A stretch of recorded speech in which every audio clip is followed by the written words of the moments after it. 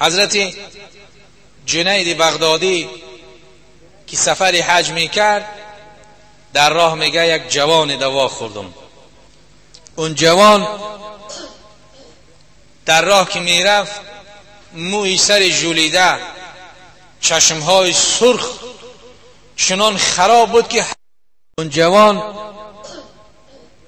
در راه که میرفت موی سر ژولیده، چشمهای سرخ چنان خراب بود که حتی که پوست به بالای استخوانش بود هم تا خراب.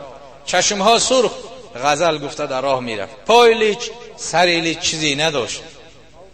بعداً با اون نزدیک شدم، گوش میکردم که هم غزل میخوان و هم ذکر خدا میکرد.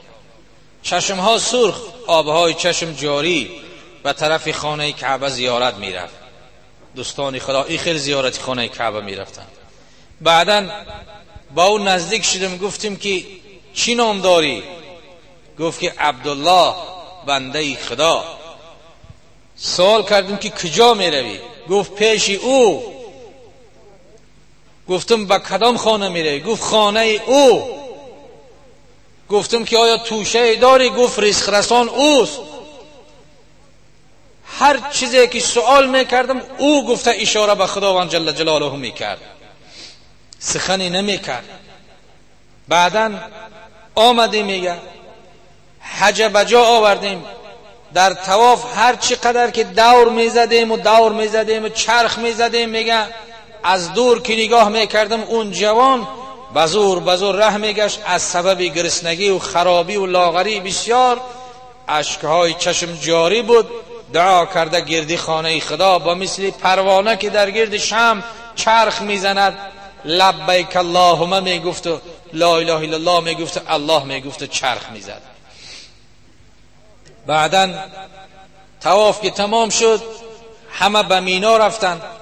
حاجی که در مینا رفت، در روز 10 که یوم النحر است، شیطان سنگ میزند. بعداً آمده قربانی میکند.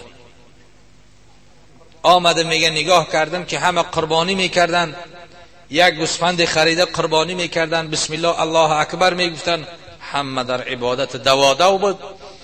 اما از دور میگه چشمم افتاد به همون جوان. باز نزدی او رفتم، در بالا یک سنگ نشستگی بود، در آفتاب تسپان، موی سر ژولیده، پای لیش سر لیش نشستگی بود، کفن به دورش به گریبانش پیچاندگی.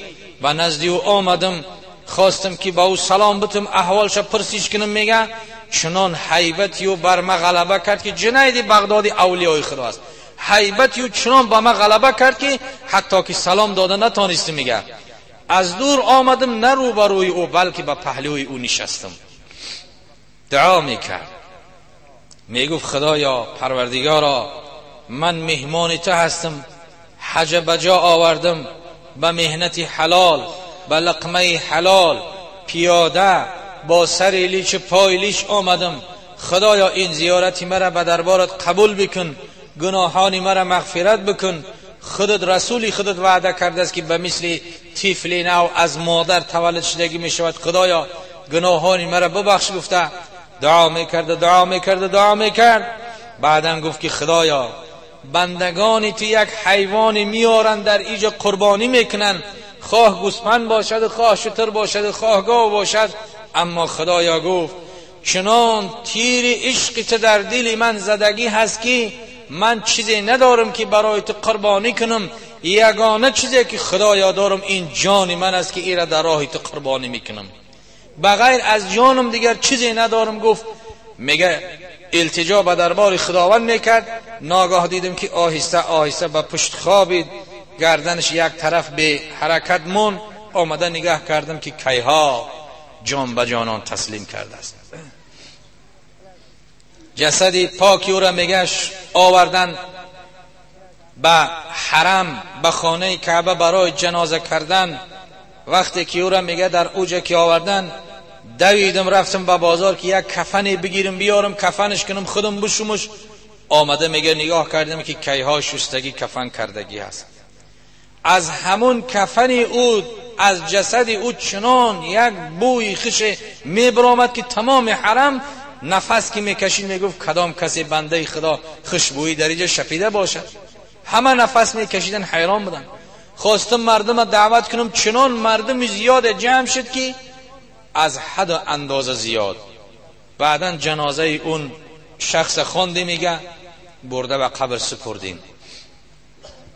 یک زمان میگه بعد از شام طواف کردن، میگه سر به خانه کعبه گذاشتم، خود از خود سوال میکردم که این جوان کی بود، آیا نام این چی بود، این از کجا بود، این پدر مادر داشت نداشت، در همین فکر بودم. میگه ناگاه میگه حاطف از غیب و گوشی من صدای داد که هو حبیبی هو حبیبی هو حبیبی، ای جنید بغدادی، اون یکی از دوستان ما است، اون دوستی ما است، اون دوستی ما است. گفته 3 بار همین آواز میگه به گوشم رسید.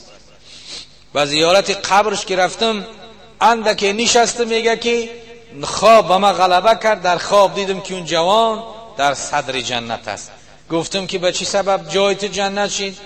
گفت که وقتی که یک انسان دیگر را بکشد در دنیا او جواب میدهد، او خونبه ها و دیت میدهد، اما میدانی که مرا کی کشت؟ گفتم که ترا کی کشت؟ گفت تیر عشق الهی و سینه من زد. گفت قاتل خودش هست. گفت بجای خونبه ها دیتی او را جنت جای ما کرد. گفت تیر عشق الهی در سینه من زد که گفت من از دنیا رخت سفر بستم. انا دوستای خدا همین خیل التجا میکردن، همین خیل دعا میکردن.